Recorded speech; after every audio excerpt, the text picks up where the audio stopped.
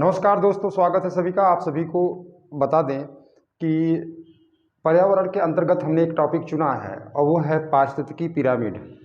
प्रायः लोग इस पर वो करते हैं कि इस तरह का जो क्वेश्चन पूछा जाता है तो उसमें उनको परेशानी होती है और आज उस परेशानी को हम दूर कर देते हैं। कभी भी आप सभी को ये जिस तरह से हम आप सभी को ये बताएंगे, आप कभी भी किसी भी तरह से क्वेश्चन पूछा जाए और आप सभी का कभी भी क्वेश्चन गलत नहीं होगा। मैं पूरे दावे के साथ कह रहा हूँ कि कभी भी आपका क्वेश्चन गलत नहीं होगा। देखिए, इकोलॉजी में आप सभी लोग जानते हैं, पारिस्थितिकी में, कि एक इको का मतलब है कि जैविक अजैविक घटकों के बीच एक संबंध की बात होती है। और उन्हीं जैविक घटकों के अंतर्गत हम बात करेंगे कि जो स्वपोषी होते हैं या प्राथमिक उत्पादक होते हैं और जो उपभोक्ता होते हैं, जो परपोषी होते हैं। आप सभी लोग जानते भी होंगे, जो परपोषी होते हैं मतलब दूसरे पर निर्भर होते हैं, भोजन के लिए दूसरे पर निर्भर होते हैं, और जो स्वपोषी होते हैं वो भोजन के लिए वह भोजन खुद प्रोड्यूस करते हैं, मतलब भोजन खुद तैयार करते हैं। तो इन्हीं दोनों के बीच, मतलब जैविक घटक के बीच में ही संबंधों की एक जो श्रृंखला, आप खाद्य श्रृंखला की बात करते हैं, फूड चेन की बात करते हैं, उसको उन प्राथमिक उत्पादक को, जिसको आप पेड़ पौधे और पेड़ पौधों के अंतर्गत रख सकते हैं, और जो है उपभोक्ता के अंतर्गत प्रथम श्रेणी, द्वितीय श्रेणी और तृतीय श्रेणी और उच्चतर श्रेणी के उपभोक्ताओं को ले सकते हैं आप। इन दोनों के बीच के संबंधों को हम लोग समझने का प्रयास करेंगे और इसको एक चित्र के माध्यम से, माने पिरामिड के माध्यम से हम लोग समझेंगे। और किस तरह से पूछा जाता है, प्रायः उल्टा सीधा पूछा जाता है, इसको हम बहुत आसानी से कर सकते हैं। तो सबसे पहले हम लोग देख लेते हैं कि पारिस्थितिकी जो पिरामिड है वह इसकी संकल्पना किसने दिया था। तो आप सभी लोग जान लीजिएगा, इसकी संकल्पना सबसे पहले 1927 में एल्टन महोदय के द्वारा दिया गया था। एल्टन महोदय के द्वारा दिया गया था, इसको याद रखे रहिएगा सभी लोग, एल्टन महोदय के द्वारा दिया गया था। तो जो प्राथमिक उत्पादक हैं और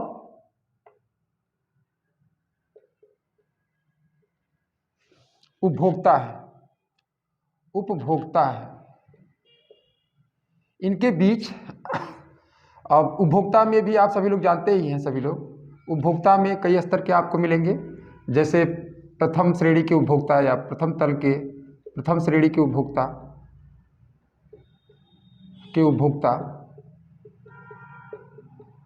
द्वितीय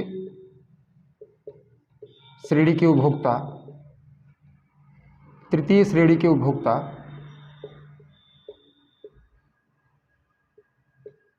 और उच्चतर। बाद में आप डीकम्पोजर के रूप में अपघटक के रूप में उनको भी शामिल करेंगे। अपघटक जिसको आप मृतोपजोयी जीव कहते हैं, मृतोपजोयी जो है, आप कवक ले सकते हैं और एवं जीवाणु को, जो जटिल को सरल बनाते हैं, तोड़ के सरल बना करके पूरी तरह से जो मृतक जीव होता है उसको, मतलब उसको भौतिक रूपों में, यानी कि कार्बनिक जो जटिल होता है उसको तोड़ के सरल रूपों में कन्वर्ट कर देते हैं। तो उसकी चर्चा हम किसी दिन खाद्य श्रृंखला में हम आप सभी को उसको आसानी से बताएंगे। पहले आज मैं आप सभी से अपेक्षा ये करता हूँ कि संभवतः आप सभी लोग ये सारी चीज़ें जानते होंगे। तो बात आज यहाँ पर पिरामिड, एक चित्र के माध्यम से आप लोग जानते होंगे कि पिरामिड इस तरह से होता है कुछ, और हम इसको सिर्फ समझने का प्रयास है कि आखिर किस तरह से जब क्वेश्चन पूछा जाए पिरामिड के संदर्भ में तो हम किस तरह से इसको आसानी से कर सकते हैं। कुछ भी नहीं करना है, बहुत ही आसानी से हम लोग कर सकते हैं। जब भी पिरामिड पूछा, देखिए एल्टन महोदय 3 तरह से पिरामिड की चर्चा किया है उन्होंने। एक तो जैव संख्या आधारित पिरामिड,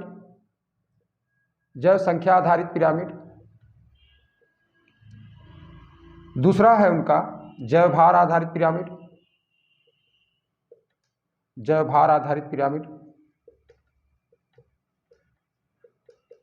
और तीसरा है ऊर्जा आधारित पिरामिड। इन्हीं तीनों को हमको समझना है। देखिएगा,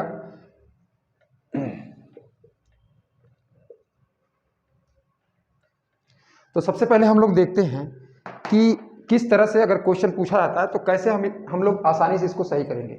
हम आप सभी को फिर दोबारा थोड़ा सा इस पर बता देना चाहते हैं कि प्राथमिक उत्पादक जो वो होते हैं जो स्वपोषी होते हैं, माने जो अपना भोजन स्वयं बनाते हैं, जो अपना भोजन स्वयं बनाते हैं। आप लोग जानते ही हैं, पेड़ पौधे हैं, सूर्य से प्रकाश और ऊर्जा प्राप्त कर, प्रकाश संश्लेषण की क्रिया कर वह अपना भोजन स्वयं बनाते हैं, ये सभी लोग जानते हैं। और इन्हीं पर निर्भर होते हैं उपभोक्ता, जिनको परपोषी कहा जाता है। यही निर्भर होते हैं, इनको परपोषी कहा जाता है। जो भी आएंगे सभी ये इसके अंतर्गत सभी परपोषी हैं, क्योंकि ये भोजन अपना स्वयं से नहीं बनाते हैं।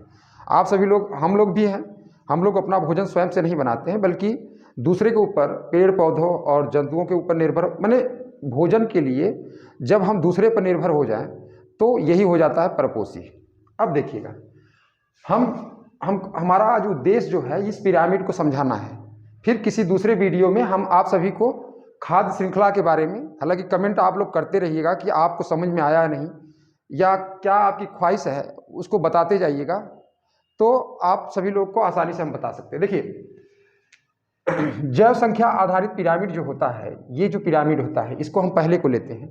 हमको ये समझना है कि पिरामिड का जो आधार बनेगा, पिरामिड को हमको उल्टा सीधा समझना है। यहाँ पर उल्टा और सीधा, उल्टा और सीधा समझना है। तो हम इसको कैसे करेंगे कि जब भी आधार बनता है, बात को ध्यान से समझिएगा, बहुत अच्छे से समझ में आ जाएगा, दोबारा कभी गलत भी नहीं होगा आपका। प्राथमिक उत्पादक को लेते हैं, हमेशा इस बात को याद रखिए, हमेशा जो आधार होता है वह प्राथमिक उत्पादक होता है। आधार यदि प्राथमिक उत्पादक है, अब यहाँ पर ध्यान दीजिएगा कि जैव संख्या की बात हो रही है, यहाँ पर जैव संख्या की बात हो रही है। माने जो जीव हैं, चाहे कोई भी, मतलब प्राथमिक उत्पादक के संदर्भ में, माने इसका पिरामिड का जो आधार तैयार करेगा कौन करेगा? प्राथमिक उत्पादक करेंगे। प्राथमिक उत्पादक करेंगे। अगर इनकी संख्या ज़्यादा है तो यह जो आधार होगा ये चौड़ा होगा, इसको याद रखिए, ये आधार जो होगा ये चौड़ा होगा। बात को फिर से समझिएगा, यदि प्राथमिक उत्पादक की बात करें हम, तो प्राथमिक उत्पादक की अगर बात करें तो अगर हम पहले को लेते हैं, हम इसको मिटा देते हैं ताकि आसानी से आपको सभी को समझ में आए। 3 को समझे रहिएगा। एल्टर महोदय 1927 में जैविक घटकों के जैविक घटकों के मतलब अंतर संबंधों को किस तरह से वो एक चित्र के माध्यम से समझाने का प्रयास करते हैं, उसको हमको समझना है। बहुत आसानी से समझेंगे। हमने पहले ही बताया कि इसको 3 आप लोग लिख लीजिएगा: जैव संख्या आधारित पिरामिड, जैव भार आधारित पिरामिड और ऊर्जा आधारित पिरामिड। तो देखिए हम कैसे इसको समझते हैं, इसको आसानी से किस तरह से समझते हैं, तो इसी को हम लोग पहले इसकी चर्चा करते हैं, उसके बाद बारी बारी से अगले की चर्चा करते हैं। तो देखिए यहाँ पर हम कह रहे हैं कि प्राथमिक उत्पादक अगर बात कर रहे हैं हम लोग, प्राथमिक उत्पादक आप अपने दिमाग में बैठा लीजिएगा कि वह पिरामिड का आधार तैयार करेगा। अगर हम यहाँ पर दिमाग लगाते हैं कि संख्या, जैव संख्या, माने प्राथमिक उत्पादक में आप पेड़ पौधों को लेंगे ही, पेड़ पौधों को लेंगे, तो अगर इनकी संख्या ज़्यादा है, सापेक्ष इन पर निर्भर रहने वाले उपभोक्ता या परपोषी, इन पर निर्भर रहने वाले परपोषी या उपभोक्ता, इनके सापेक्ष उनकी संख्या कम है, तो क्या होगी? आप जो ऊपर, मतलब पिरामिड का जो ऊपरी हिस्सा है यह सिकुड़ता चला जाएगा, माने इनकी संख्या कम। यहाँ पर अगर मान लीजिएगा कि इनकी संख्या ज़्यादा है, किसकी? प्राथमिक पेड़ पौधों की संख्या ज़्यादा है, इस पर निर्भर रहने वाले जीव जंतु कोई भी ले लीजिएगा, शाकाहारी ले लीजिएगा, फिर द्वितीय श्रेणी के उपभोक्ता ले लीजिएगा, तृतीय श्रेणी का और उच्चतर श्रेणी का, और आप अपघटक को भी रख सकते हैं। अगर ले लेते हैं तो आप देखेंगे कि इनकी संख्या प्राथमिक उत्पादक की, जिसमें हम अभी बता देंगे उदाहरण के माध्यम से, तो आप आसानी से समझ जाएंगे कि देखिए अगर हम बात करें किसी घास मैदान की, तो घास मैदान में अगर बात करें हम, तो घास मैदान में निर्भर जो इस कीट पतंगे घास को खाते हैं, कीट पतंगे खाते हैं, कीट पतंगे खाते हैं, और इनको खाने वाले मेढक को ले लीजिए आप, मेढक को खाने वाला सर्प ले लीजिए, माने इस तरह से आप चलते चले जाइएगा। चील ले लीजिए, चील को अगर चील मृतक हो जाता है तो इसको जो है अपघटक डिकम्पोजर जो है, तो ये अगर हम पूरा इसको लेकर चलते हैं तो घास के मैदान मतलब घासों की पौधों की संख्या आपको यहाँ पर ज़्यादा मिलेगी। अब उसके ऊपर निर्भर रहने वाले कीट पतंगों की संख्या इससे कम होगी। तो यह देखिएगा पिरामिड आपका बनता है, उससे उस पर निर्भर रहने वाले मेढक की संख्या कीट पतंगों के सापेक्ष और भी कम होगी। तो ऐसे ऐसे करेंगे तो ये क्या बनेगा, ये सीधा है या उल्टा, ये सीधा है, तो ये पिरामिड आपका सीधा बन जाएगा। यह पिरामिड आपका सीधा बन जाएगा, क्योंकि संख्या यहाँ पर मैं बार बार इस बात पे जोर दे रहा हूँ कि आपको समझना है पौधों की संख्या इनके सापेक्ष अधिक है तो आधार हमेशा याद रखिएगा, प्राथमिक उत्पादक ही आधार हमेशा बनाते हैं।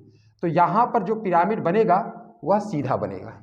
पिरामिड जो जैव संख्या आधारित पिरामिड है वह सीधा बनेगा। इस बात को हमेशा याद रखे रहेगा, इस बात को हमेशा याद रखे रहेगा। अब चाहे जो ले लीजिए, अगर हम पेड़ की बात करें, अगर एक पेड़ है तो जैव जीवन तो इसमें भी है, जैव के अंतर्गत इसको शामिल किया जाएगा। और संख्या में देखा जाए तो संख्या में ये क्या है, संख्या में एक ही है, और इस पर निर्भर रहने वाले तमाम जीव जंतु जो है उनकी संख्या बढ़ती जाएगी। तो ये पिरामिड कैसा बन जाएगा, ये पिरामिड उल्टा बन जाएगा, यह पिरामिड उल्टा बन जाएगा। फिर से आप अगर न समझ पाए हो तो दोबारा हम आप सभी को बता देना चाहेंगे कि आपको समझने का सबसे अच्छा तरीका यही है कि पिरामिड को समझने का सबसे अच्छा तरीका यह है कि आधार, जो पिरामिड का आधार है वो प्राथमिक उत्पादक को, चाहे संख्या की बात हो, चाहे भार की बात हो, चाहे ऊर्जा की बात हो, अगर हम इसको यहाँ पर प्राथमिक उत्पादक को बैठाते हैं और उसी के सापेक्ष देखते चले जाते हैं तो हमको आसानी से, चाहे कभी भी क्वेश्चन पूछा जाए, यह कंसेप्ट आधारित क्वेश्चन है, कभी भी गलत नहीं होगा आपका। अगर नहीं समझ में आया है तो दोबारा आप सभी लोग कमेंट बॉक्स में जरूर लिख दीजिएगा, और अगर समझ में आ गया हो तो भी लिख दीजिएगा, और जो भी टॉपिक आगे आपको पर्यावरण के संदर्भ में पढ़ना हो तो उसको बता दीजिएगा। तो देखिए आगे हम दूसरे की चर्चा करते हैं। अगर इसी तरह से आप चाहे जिसको ले लेंगे, अगर आप इस धरातल पे हैं और तमाम पारिस्थितिकी को जानते हैं, इकोसिस्टम को जानते हैं, तो आप आसानी से कर सकते हैं।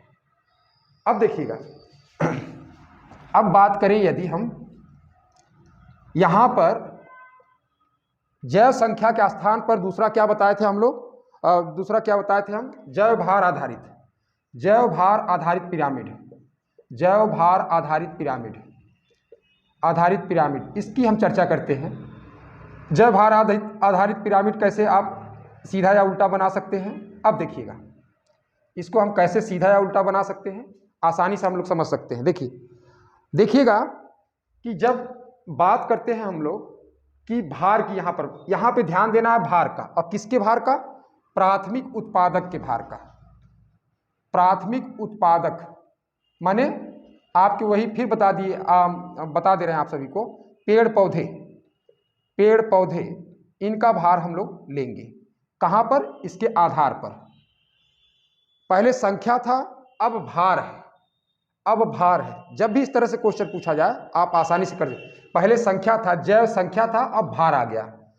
तो यहां पर आप क्या करेंगे कि अब हम किसी भी उदाहरण को लेकर आसानी से समझ सकते। अगर प्राथमिक उत्पादक का भार अधिक है और उसके सापेक्ष उपभोक्ता का माने परपोषी का भार कम होता जा रहा है, तो ये पिरामिड सीधा बनेगा।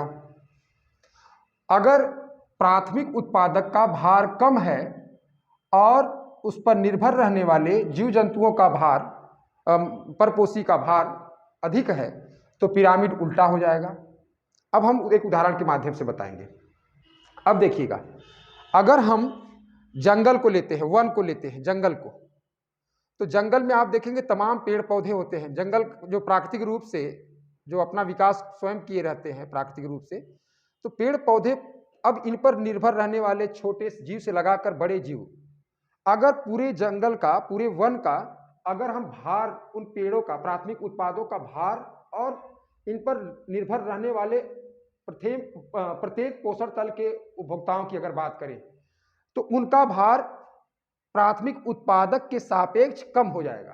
प्राथमिक उत्पादक के सापेक्ष उनका भार कम हो जाएगा। इस बात को याद रखिएगा। अब कम हो जाएगा तो जाहिर तौर पे यह पिरामिड कैसा बनेगा, सीधा बनेगा। पिरामिड सीधा बनेगा। और अगर मान लीजिएगा कि यही अगर हम उल्टा, चाहे आप घास का भी ले लेंगे तो भी आपका जो है सीधा बनेगा। घास, पूरे घास का मतलब ये पौधे हैं और घास के अंतर्गत इन पर निर्भर रहने वाले तमाम कीट पतंगे, उनके ऊपर निर्भर रहने मतलब उन कीट पतंगों को खाकर अपना जीवन व्यतीत करने वाले जीव जंतु और उनके ऊपर निर्भर रहने वाले जीव जंतु, ऐसे अगर हम आगे बढ़ते चले जाएंगे तो उनका भार कम होता जाएगा। यद्यपि भार में अगर पार्टिकुलर एक जीव की बात करेंगे तब तो चलिए ठीक है, तो वो भार एक घास के सापेक्ष, संख्या के सापेक्ष वो तो ज्यादा होगा, लेकिन आप देखेंगे तो वैसे कम होता चला जाएगा। तो इस प्रकार से देखेंगे कि जब भार घास का ज्यादा होगा, उस पर निर्भर रहने वाले जीव जंतुओं का भार कम होगा, तो हमेशा ये सीधा बनेगा। वही उल्टा कहां बनेगा? उल्टा की अगर बात करें हम, तो आप तालाब ले लीजिएगा। तालाब में अगर हम बात करेंगे तो तालाब में, तालाब ले लीजिए, समुद्र ले लीजिए, या आप एक तरह से कहें कि अगर तालाब को ही लेते हैं, तालाब को ले लें, तो तालाब में आपको क्या है, जो फाइटोप्लैंक्टन है, मतलब जो प्राथमिक उत्पादक हैं, जिसको जू प्लैंक्टन, मतलब जो एक तरह से कहा जाए छोटी मछलियां, बिल्कुल छोटी मछलियां, या जू प्लैंक्टन जो खाती हैं उनको, अब इनका भार जो फाइटोप्लैंक्टन है, माने जिसको एक तरह से कहा जाए जलीय घास, या एक तरह से कहा दिया जाए कि शैवाल, जो तालाब में जो होते हैं, अब उनको खाने वाले जू प्लैंक्टन, उनका भार, और इनको खाने वाली बड़ी मछलियां, अब इनका अगर भार हम इस तरह से देखते चले जाएंगे, यानी कि जो प्राथमिक उत्पादक है उसका भार और उस पर निर्भर रहने वाले जो जू प्लैंक्टन है, जू प्लैंक्टन को खाने वाली बड़ी मछली, मतलब अगर इनका भार देखेंगे तो बड़ी मछली का भार उस तालाब में बढ़ जाएगा, बड़ी मछली का उस तालाब में भार बढ़ जाएगा। तो यहां पर क्या हो जाएगा कि तो प्राथमिक उत्पादक का भार कम है, तो पिरामिड उल्टा हो जाएगा, पिरामिड उल्टा हो जाएगा। आप इसी तरह से किसी का भी ले सकते हैं, जंगल का भी ले लेंगे तो भी आपको क्या मिलेगा, जंगल में देखेंगे तो भार आपको पहले भी बताया गया, इस तरह से चाहे जो भी उदाहरण लेंगे आपको आसानी से, आपको सिर्फ याद रखना है कि आधार जो तैयार होगा वह किससे तैयार होगा, यह प्राथमिक उत्पादक से तैयार होगा। इसी को आपको ध्यान में रखना है, बस इसी को आपको ध्यान में रखना है कि आधार जो है प्राथमिक उत्पादक तैयार करेंगे। अब उसको फिट करते चले जाइएगा, आपका आसानी से जब भी पूछा जाएगा उल्टा सीधा, लेकिन एक बात जरूर याद रखे रहिएगा, यहां पर भार और संख्या को जरूर याद रखे रहिएगा। अब देखिएगा अगला और लास्ट, जिसको हम लोग आसानी से समझ सकते हैं, अगला और लास्ट,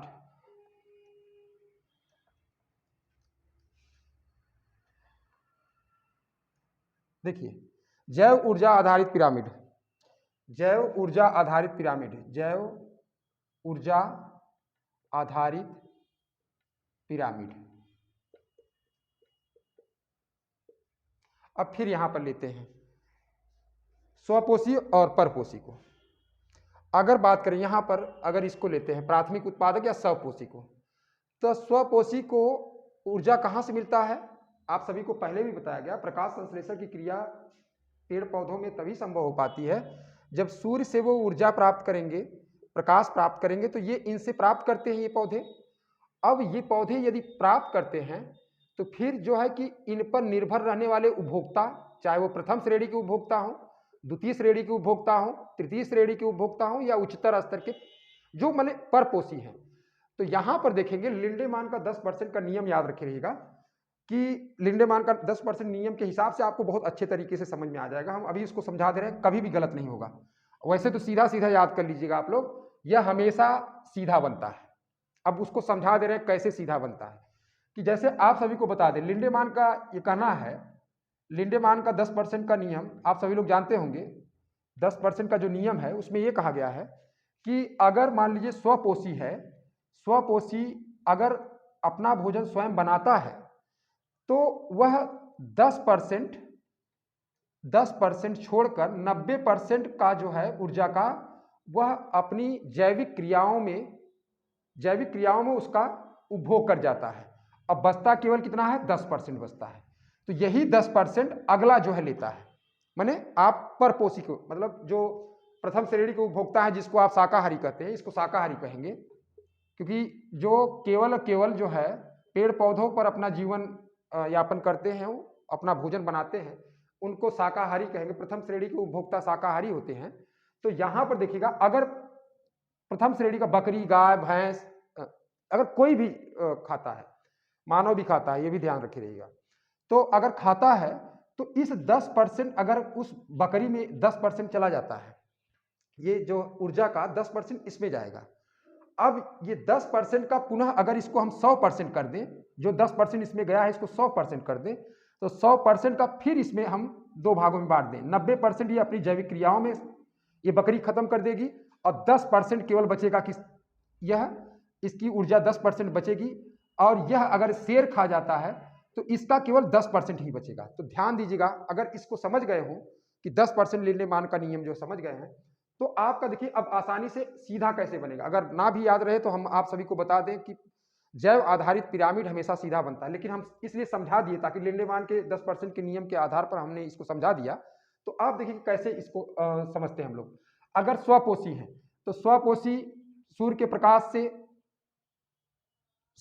रासायनिक क्रिया कर जो है कि वो प्रकाश संश्लेषण की जो क्रिया होती है, आप लोग जानते ही होंगे, रासायनिक क्रिया, और उस क्रिया के दौरान ये भोजन अपना बनाते हैं। अगर इन पेड़ पौधों को कोई दूसरा उपभोक्ता खाता है तो उसका केवल वो 10% प्राप्त करेगा, और अगर उससे आगे अगर हम आगे निकले तो वह भी उसका केवल और केवल 10%, मतलब पहले ये समझा दिया गया कि यह जैविक क्रियाओं का वो अपना जो भी कोई, मान लीजिए कि हम ही हैं, अगर पेड़ पौधों को खाए हैं तो पेड़ पौधों को अगर खाए हैं तो उसका केवल और केवल जो है कि 10% ही बचेगा, और 90% हमारी जैविक क्रियाएं सभी आ जाती हैं, जैसे उठना, बैठना, सोना, कोई क्रिया करना, इसके माध्यम से क्या होता है, ऊर्जा का क्षय होता है।